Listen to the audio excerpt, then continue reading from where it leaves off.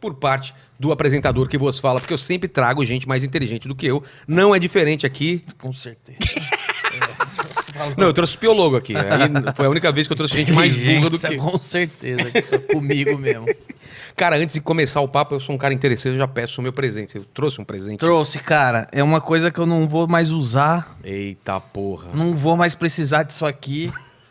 E é a última. Acaba que sendo uma raridade aí. Toma. Eita porra. Vem Eu até nunca na mais vou usar caixinha, esse aí. É o último, é uma raridade, é original. Caralho, velho. Agora é tarde. Ó. É uma caneca, pra quem só tá ouvindo o podcast, é uma caneca do Agora é Tarde. E essa daí porque eu não vou mais usar, né? É. Não trabalho mais lá, estragaram a marca. Mas será que não rola? Mais pra frente voltar pra lá? Não, mas estragaram a marca, afundaram o produto, não dá mais pra usar, tá aí. Caralho, os caras fizeram tudo pra afundar mesmo, né, cara? Colocaram banda, outro cenário diferente, tudo. Por que eles mantiveram o mesmo nome? Porque já que vai fazer outro programa, começa de novo, né? Pois é. Mas vamos falar desse lance assim. Você tava no CQC e você tinha uma vontade de fazer um talk show. Era isso? Era. E aí você começou a pesquisar, você já era fã de talk show? Ou a partir daí você falou, cara, eu vou fazer um formato assim? Na verdade é o seguinte, cara, eu nunca fiquei acomodado e nem agora que eu tô no Day Noite eu tô acomodado. Eu vivo criando várias coisas, sou igual você, crio várias coisas. Filme, série, quadrinho. Quando eu fui pro CQC, eu entrei. Eu fiz um teste. Eu era o único cara que tinha um contrato provisório lá. Ah, é? Meu único. Todos os repórteres eram repórteres fixos contratados. Eles e o pessoal da bancada. Todos eles, menos eu. Eu era o único que tinha um contrato provisório. Aí eu só tinha um contrato de 3 meses só, que eu ia fazer o repórter inexperiente, terminando eu tava na rua. Tá. Que era um quadro só pra encher linguiça lá, até o programa engrenar. E que funcionava só até estrear, depois ninguém mais cairia nisso. Era mais pra encher linguiça, só que aí, a hora que eu vi, eu tava mandando e-mail pros caras não pôr 2 repórter inexperiente no mesmo dia, porque eu tinha medo porque fez muito sucesso. E eles queriam pôr, às vezes, 2 no mesmo programa. Eu falava, não, porque vão enjoar e tal. Mas tinha? Mais alguém fez o repórter inexperiente? Não, eles queriam pôr tá. 2... eu tinha 2... 2 quadros no mesmo programa. Eles queriam começar a nada fazer ver. isso, meu. Eu tenho um e-mail até hoje que eu mandei lá pro diretor falando pra não fazer, que vai estragar. Aí eu era o único cara que tinha que não era de fato um repórter do CQC, eu era só um quadro provisório. Um quebra-galho, era um provisório quebra-galho. Que fez muito sucesso, né, cara? Aquele era você mesmo ou você tava atuando? Porque parecia que você tava muito desconfortável mesmo. Né, era uma mistura dos dois, porque eu realmente tava, eu nunca tinha feito TV. É isso que eu ia falar, é a primeira experiência de TV? Primeira experiência, eu nunca tinha visto aquele monte de gente famosa que eu falava. Então eu aproveitava que eu tava desconfortável sem saber o que fazer. E eu criava gag em cima. E depois foram fazer em Portugal, e os caras de Portugal me ligavam pra perguntar quais as gags, porque tinha um repórter inexperiente, mas se você assistir, não tinha nada a ver com o que eu fazia. Lá em Portugal, você tá falando? Não, na Argentina tinha. Da onde veio o programa. Da onde veio o programa tinha, mas não tinha nada a ver com o que eu fazia. Eu comecei a criar muita gag visual, muita gag física, de microfone. Cada um eu criava, assim como a gente escreve piada, eu escrevia a gag. Ah, é? Eu criava as gags pra cima. E aí acabou que gostaram. Aí me chamaram pra fazer uma experiência em Brasília. Aí eu fui. E na primeira vez que eu fui expulso.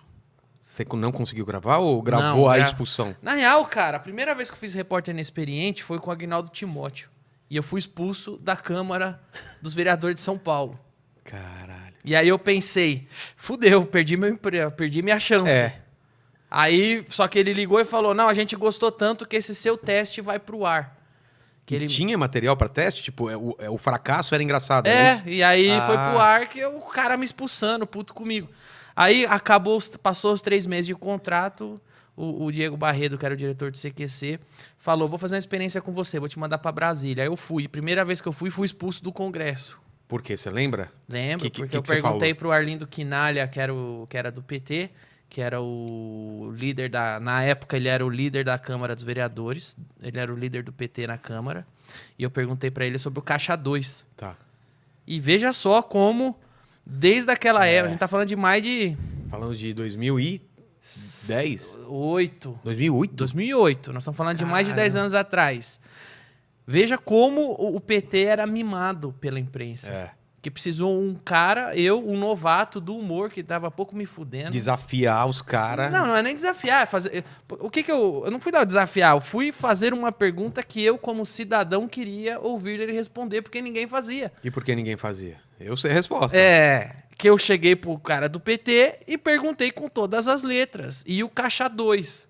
E ele começou a falar que eu estava desrespeitando e me expulsou do Congresso. Por causa dessa pergunta. Ali eu percebi como o PT é mimado pela imprensa. Esta pergunta me expulsou. Ele estranhou que apareceu alguém fazendo esta pergunta para ele. Porque os caras colocam eles num pedestal que você não pode perguntar nada, cara. Não pode. E é engraçado que muito tempo atrás, o Taz fazia o Ernesto Varela, ele perguntou pro Maluf, cara. Exato. O senhor é corrupto? Exato. E por que não veio, essa imprensa não continuou fazendo esse tipo de pergunta? Mas isso, se você vê o dia que o... Aliás, é um cara legal pra você trazer aqui, que é o Cláudio Manuel, do Cacete Planeta. Com certeza. Que pra mim o Cláudio Manuel fez um dos melhores documentários da história da cultura que foi do Wilson Simonal. Cara, a história do Wilson Simonal é absurdamente escroto. O Wilson Simonal foi o primeiro cancelado do Brasil. Mas cancelado pra valer, né? Pra valer. Por quê? Porque ele não tinha internet na época. Exatamente.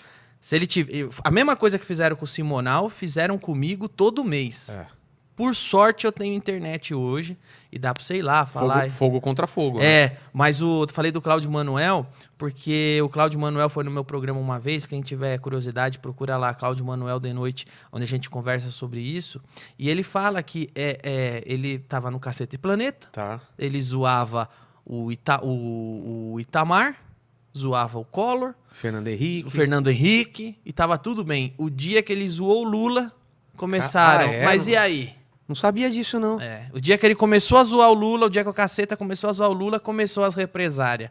Mas e aí? Bilhetinho? Não, é dos próprios colegas. Ah, dos colegas mesmo? Jornalista, os artistas, o pessoal na rua. Mas e aí? Mas não pode zoar o Lula. O Lula não. Eu falei, mas eu zoava o Fernando Henrique até o ano passado. Não, mas o Lula não pode zoar, isso não pode fazer.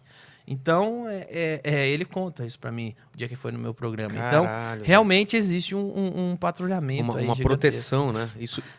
E agora com o PCdoB também, né? Com o PSOL. Tudo que é de progressista e de esquerda é sacrossanto. Com isso